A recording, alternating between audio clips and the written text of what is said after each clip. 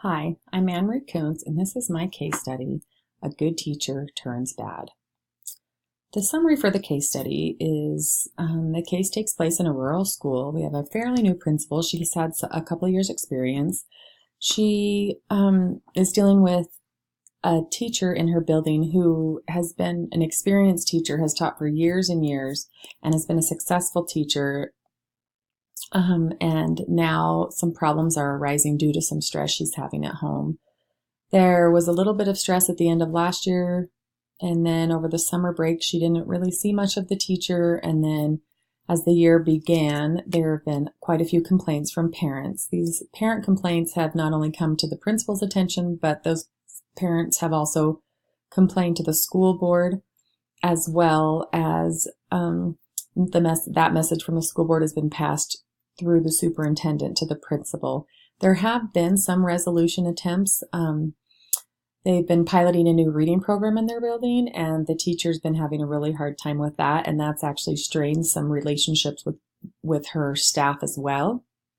And in talking with the teacher, the principal hasn't had much success in talking with her about her reactions and attitude to this new pilot program.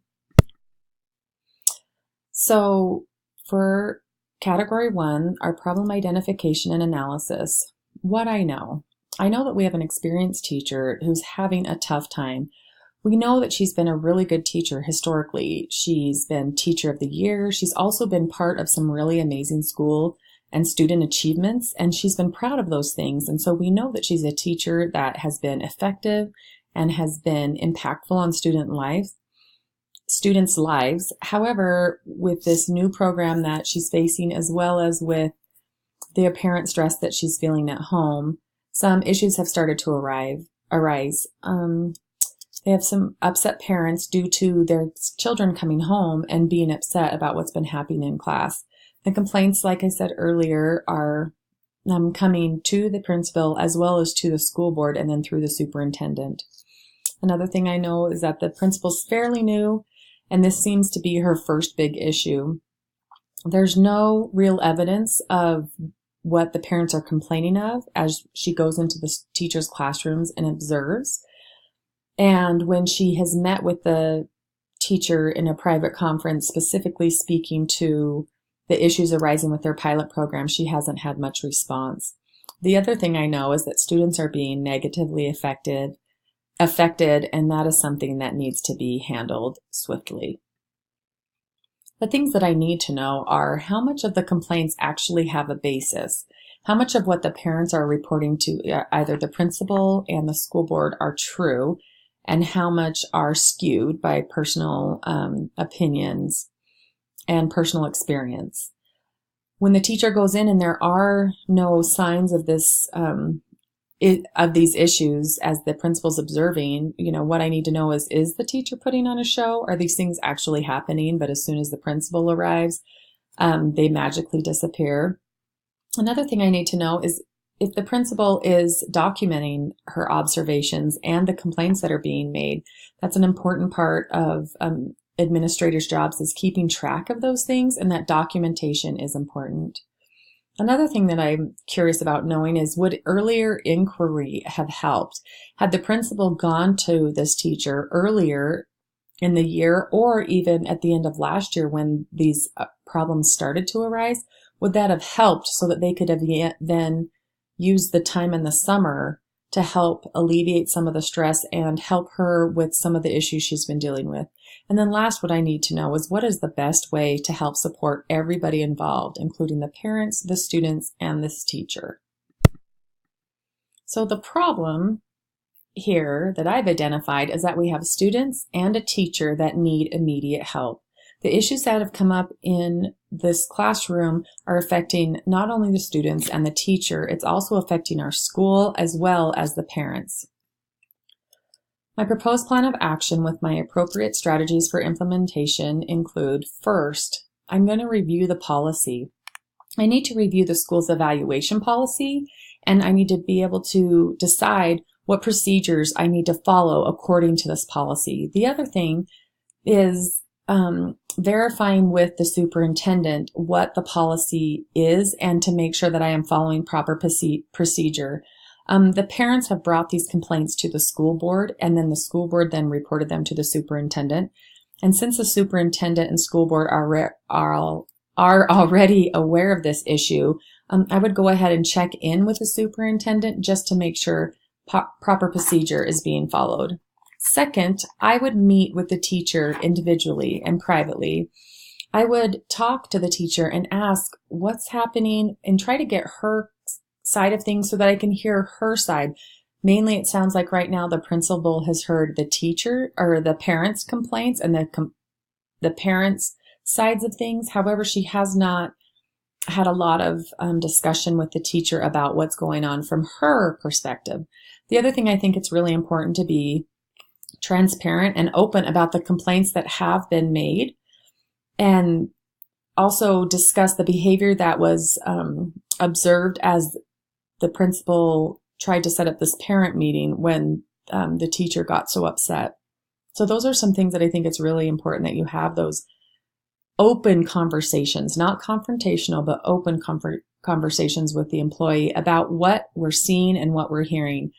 And then to talk with her about the effect that all of this seems to be having on the students. We know that she is a great teacher. We know that she's had a lot of success and impact in the past years. And I think that this is simply a case of her personal stress taking over in her classroom as well. She's definitely a great teacher who's just seemed to have lost her way. And I think that by talking with this teacher about the effect that the students are feeling by her behaviors will actually be a way to be able to appeal to her. Third, I would decide on student placement. There have been obvious complaints and actually requests for students to be removed from her class. I would decide on students' placement based on a few things. Number one, it would be done on an individual basis, not a fail swoop of everybody that's complained, they're out of the classroom now.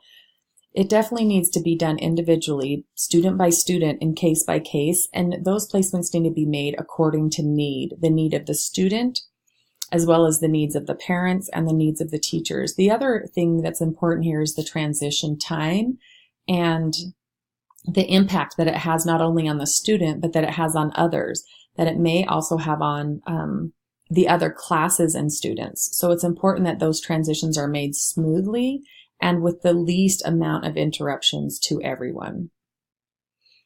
Fourth, my plan would be to communicate my decision to the superintendent, to just make sure the superintendent is on board with the decision that's been made, because I've already talked with the superintendent about the proposed, what our policy is and what we need to be doing. I would communicate that decision to the parents as well, and I would make sure that decision also was communicated to the school board, because it's really important that all parties know. Where normally complaints like this would be handled in building, in this situation where the parents have already made the school board and superintendent aware of these things, that's when I would make sure that those decisions that have been made are then communicated to those parties, because they are now involved, because that's the channel that the parents used. Fifth, the fifth step of my plan would be to help the teacher create an improvement plan. I would meet with the teacher with the express purpose to build an improvement plan where we would be able to sit down and talk about what's happening and talk about the struggle that is happening in her class and how I can help support her. I would help her to set the goals that she is wanting to achieve, both emotionally as well as instructionally. I think the emotional part seems to be really important right now, because it's important for her to feel supported. The other thing we would do is also set specific check-in dates and letting the teacher know that I would be coming in and checking in and seeing what progress she feels she has made, as well as coming in and observing and then evaluating if progress is being made according to these goals that we have set. The goal of this improvement plan is to help this teacher become the great teacher that we know she is. Category 3 is the resolution of the issues based on promoting the success of all the students. Step 1. Following the approved policy promotes student success. We all know that these policies have been adopted for a reason. School boards, superintendents, and all parties involved spend a lot of time researching and discussing and debating the merits of policy. And once they're adopted, it's important that they're followed, because they not only are the adopted policy of the district, but it's important that they're followed because they were adopted for a reason. Another step that about my reviewing the policy that I talked about was that I would talk to the superintendent. And as Metter states, if you ever run into something you're not quite sure about, you should take the time to talk to another administrator. You should go and talk to those who are either senior in authority to you or that have been in this issue or position before, and get some much needed advice and help. Step 2, to meet with the teacher, is important because communication with teachers promotes student success. As shown in this quote by Hughes, Matt, and O'Reilly, most teachers feel supported when they are feeling a sense of emotional support. It's important that teachers can feel supported by the staff, and part of that is making them aware and feel like they can openly communicate with administration. And when teachers feel that they can openly communicate, that then is translated into their classrooms, and their feeling of support is translated into their classrooms, and this helps encourage student success. Step 3 of my plan was to decide where to put the students, and choosing what is best for students, including their class placement, does promote student success. It's important that we are the balance system between what parents want, between what the kids want, between what the teachers want. And this can be kind of a tricky job for principals, because you want to make sure that you're supportive of staff, and also you want to be supportive of parents and their experience in your class, and you want to value the opinions of both sides. However, it's up to you then as the administrator to make the deciding choice in some instances, and that's important, that you make the right choice to promote that student success. Step 4 is to communicate the decision, and effective communication also helps to promote student success. Open communication is a must. As the Ministry of Education of New Zealand states, complaints can escalate rapidly unless they are well managed.